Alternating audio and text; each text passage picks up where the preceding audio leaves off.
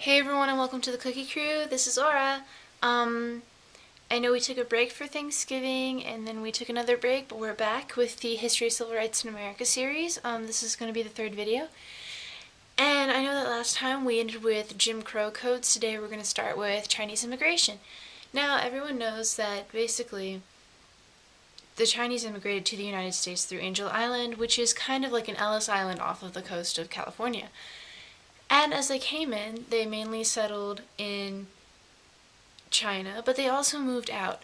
And as they moved out, they built the railways of our nation. Most of our nation's railways were built by either Irish immigrants, Italian immigrants, or Chinese immigrants. Now, after the railways were built, the Chinese people had nothing to do. They could no longer be sent away, oh, build this railway.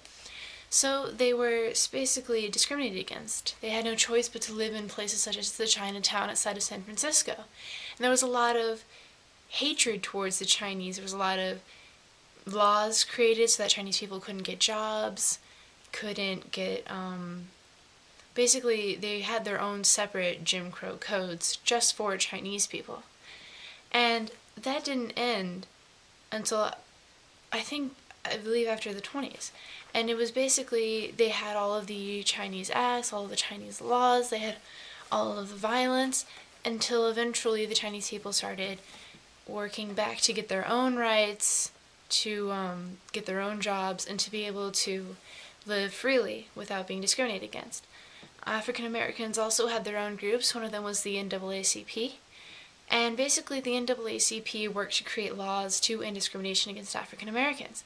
They also worked against anti-lynching mobs, they worked with the president, they worked with the government, with the Congress, and with the judges.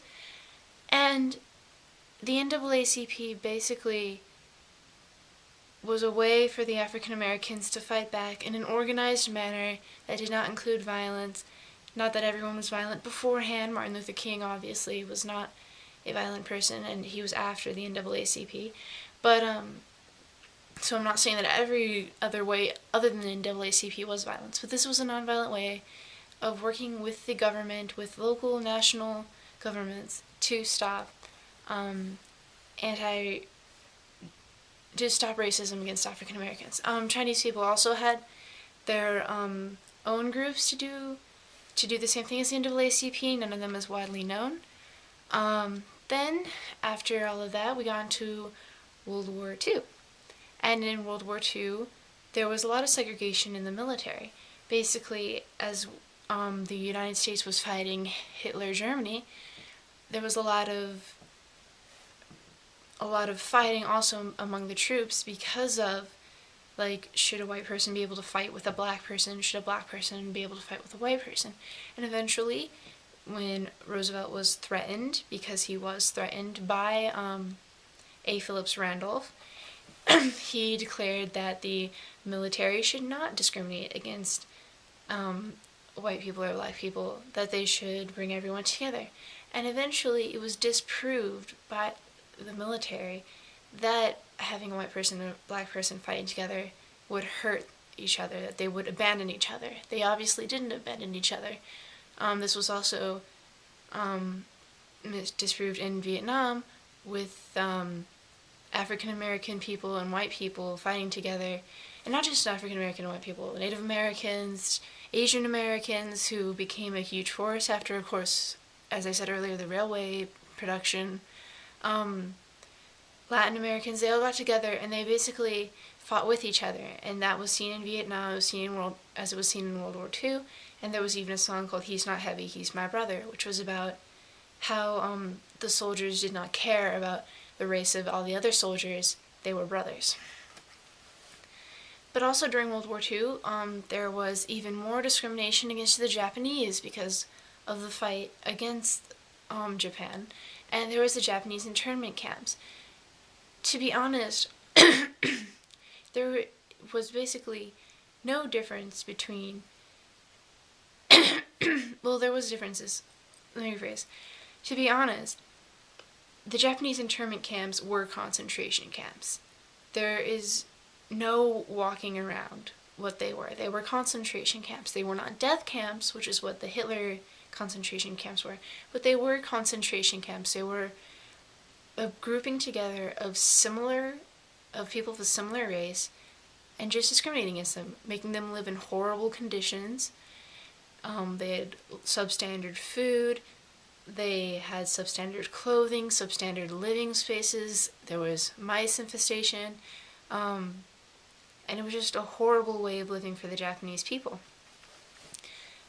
Not saying at all that they were like the death camps, just that the concept behind both of them was the same, except for that the death camps were to kill, the internment camps were basically just to keep an untrusted group of people together.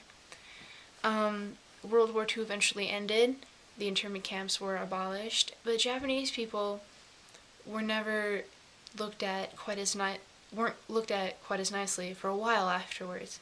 They were called Japs, they would call sandals Jap slaps and just like make fun of Japanese people if they wore them. Same thing with Filipinos, they had flip-flops, they would make fun of Filipinos for wearing them. So they had to create these ghettos. Chinese people, when they created the Chinatowns, those were basically ghettos.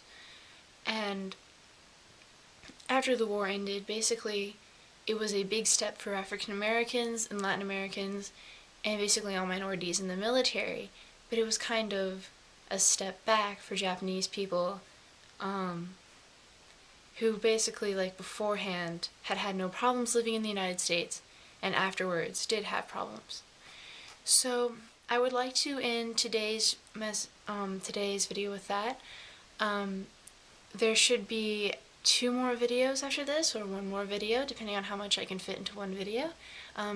Just know that we are working very hard to make sure that all of these are educational videos for everyone, and that you can learn more about civil rights and anti-discrimination in the United States and in the world with our upcoming series.